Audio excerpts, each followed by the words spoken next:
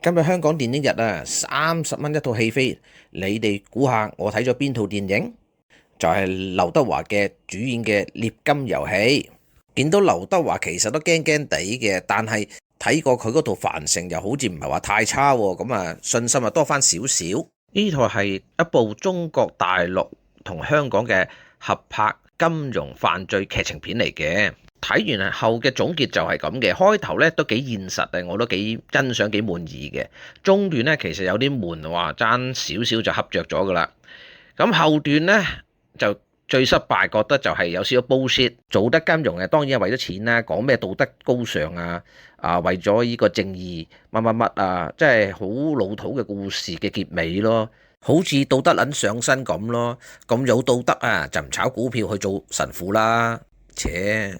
咁嗰套片係咪咁垃圾咧？又唔係差嘅，但係你話好精咗好睇咧，又唔係好中性咯。呢套片我覺得就係其實唔需要去戲院睇咯，你等佢啊喺嗰啲串流平台或者網上有得睇嘅時候，得閒啦冇嘢做啦都可以睇睇嘅。我覺得呢套片嘅主要市場都係內地㗎啦，因為大部分嘅明星咧都係內地嘅。咁香港方面咧，我就見到有呢個麥長青啦、麥包啦。同埋呢個鄭德士嘅，如果去睇嘅呢套片嘅觀眾要注意，因為成套片咧都係講國語或者普通話嘅。好中意個開頭，因為市道差嘅時候咧都成日去揾工啊，亦都話俾好多朋友聽，其實揾工嘅要點最緊要係咩咧？就係人事關係、關係、關係，重要嘢要一定要講3次。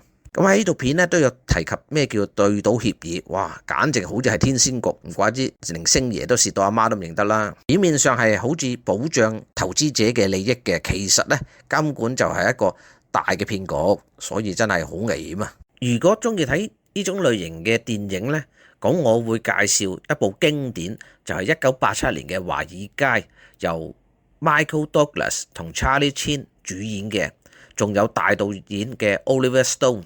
或者另外一部新少少嘅《The Wolf of Wall Street》，中文名就叫《華爾街狼人》，由呢個小梨子2013年主演嘅。呢兩套片都好精彩，好有特色，所以好值得睇嘅。唔記得咗提一提添，喺嗰套《獵金遊戲》咧，裡面啲音樂咧都幾好聽嘅啲歌，所以係嗰套片嘅優點啦。因為對呢個劉德華就冇期望，所以就冇失望。所以當我做呢條片嘅時候咧，究竟要放喺邊個位置咧，都有啲煩惱嘅。